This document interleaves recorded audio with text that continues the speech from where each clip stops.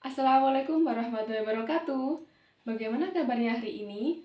Semoga tetap sehat dan tetap semangat. Nah, hari ini kita akan belajar pelajaran kelas 4 SD, tema 1, indahnya kebersamaan, subtema 1, keberagaman budaya bangsaku, dan pembelajaran ke-1. Nah, teman-teman, apakah tahu bahwa Indonesia merupakan negara yang sangat beragam, baik itu dari suku, agama, budaya, dan sebagainya.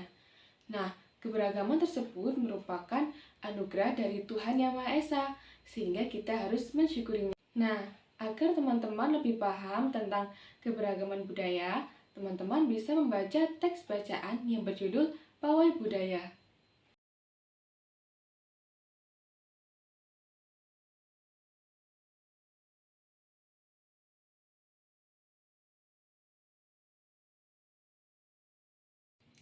Nah, setelah teman-teman membaca teks bacaan yang berjudul Pawai Budaya, apakah teman-teman tahu bahwa setiap bacaan biasanya terdiri dari beberapa paragraf? Nah, setiap paragraf memiliki gagasan pokok dan gagasan pendukung.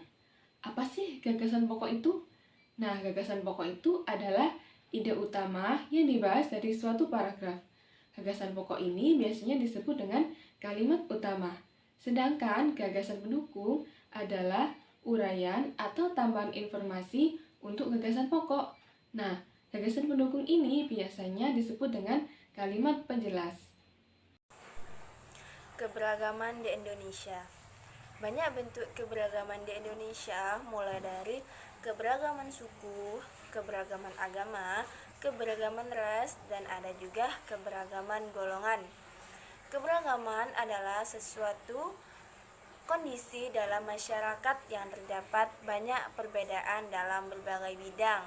Seperti yang kita ketahui, Indonesia merupakan negara kepulauan yang penuh dengan keberagaman dan juga perbedaan.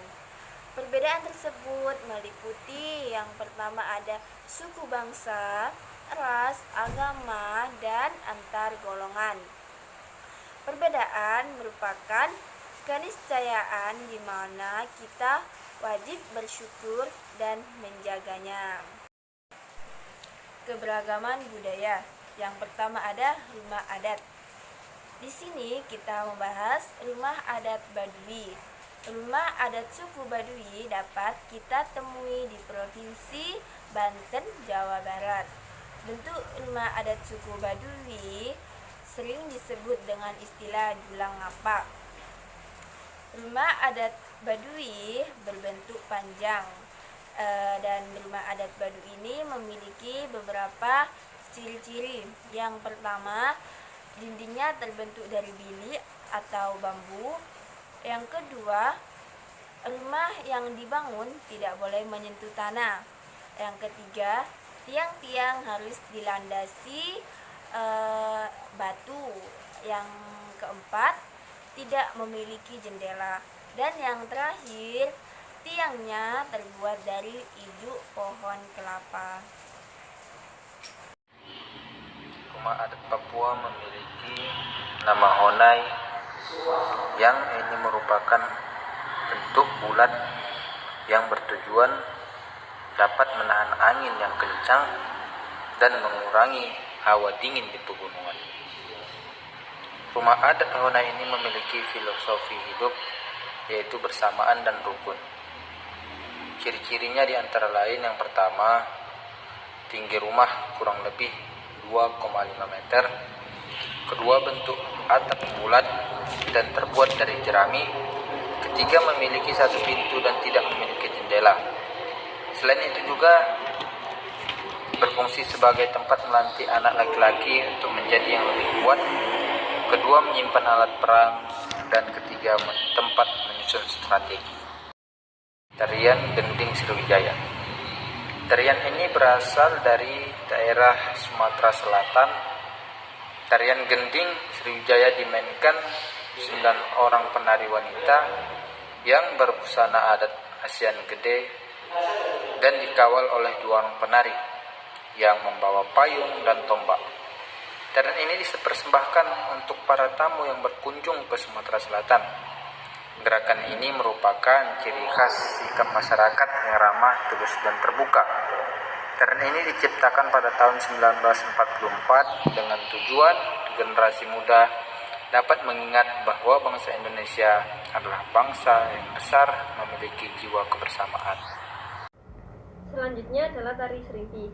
Tari serimpi adalah salah satu jenis tari daerah yang berasal dari daerah Jawa Tengah dan Yogyakarta. Biasanya tari serimpi ini disajikan untuk para raja dan kerabat kerajaan. Tari serimpi merupakan jenis tarian daerah yang bersifat klasik. Sebelum melakukan tarian, para penari biasanya melakukan ritual terlebih dahulu. Tari serimpi ini merupakan jenis tarian yang harmonis dan gemulai. Biasanya tari serimpi ini disajikan hanya dalam waktu 1 jam saja. Berikutnya adalah tari saman. Tari saman adalah salah satu tarian tradisional yang berasal dari daerah Aceh Gayo. Tari saman ini memiliki arti kebersamaan atau kekompakan. Tari saman berbeda dengan tari daerah yang lainnya. Pada biasanya tari daerah diikuti dengan iringan alat musik, namun tidak dengan tari saman. Tari saman hanya diikuti oleh tepuk tangan penari dan suara dari penyanyi. Formasi penari pada tari saman ini adalah 10 orang. 8 orang sebagai penari dan 2-nya sebagai pemberi aba-aba. Biasanya tari saman ini disajikan pada saat perayaan hari-hari besar keislaman, ketika ada festival maupun penyambutan para tamu. Keragaman di Indonesia ini selain terdiri dari budaya, adat istiadat, makanan khas, tari-tarian, ternyata Indonesia juga memiliki keragaman musik tradisional yang berasal dari berbagai suku bangsa di Indonesia loh. Nah, tentunya cara memainkan alat musik tradisional ini juga berbeda-beda. Ada yang dipetik, dipukul, digesek, dan digoyangkan. Nah, berikut ini adalah alat musik tradisional yang berasal dari berbagai suku di Indonesia. Yang pertama yaitu angklung. Angklung ini berasal dari Jawa Barat. Cara memainkan angklung yaitu dengan digoyangkan. Kemudian yang kedua yaitu kecapi. Kecapi ini juga berasal dari Jawa Barat.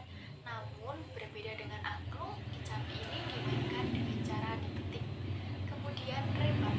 Rebab ini juga berasal dari Jawa Barat. Namun berbeda dengan angklung dan kecapi, rebab ini dimainkan dengan cara dipetik. Selanjutnya ada alat musik tradisional bernama saluang. Saluang ini berasal dari wilayah Sumatera Barat.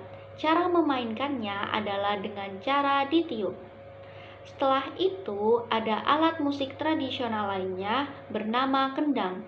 Kendang ini berasal dari wilayah Jawa Barat. Cara memainkannya adalah dengan cara dipukul.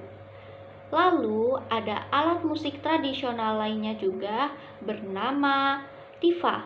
Tifa ini berasal dari wilayah Papua. Cara memainkan tifa ini adalah dengan cara dipukul. Dari berbagai contoh alat musik khas Indonesia, dapat kita ketahui bahwa setiap alat musik dapat dimainkan dengan cara yang berbeda-beda, tergantung dengan alat musiknya. Dan ketika kita memainkan alat musik itu, pasti menghasilkan bunyi. Kemudian, apa yang dimaksud dengan bunyi? Bunyi merupakan suatu gelombang yang dihasilkan oleh benda yang bergetar. Seperti pada contoh alat musik khas Indonesia, tapi berbeda-beda cara memainkannya. Bisa itu mulai dari ditiup, digesek, dipetik, dipukul, ataupun ditekan. Akan yang menghasilkan bunyi. Jadi, alat musik tadi merupakan sumber bunyi. Sekian presentasi dari kelompok kami. Semoga ilmu yang kami berikan bermanfaat. Wassalamualaikum warahmatullahi wabarakatuh.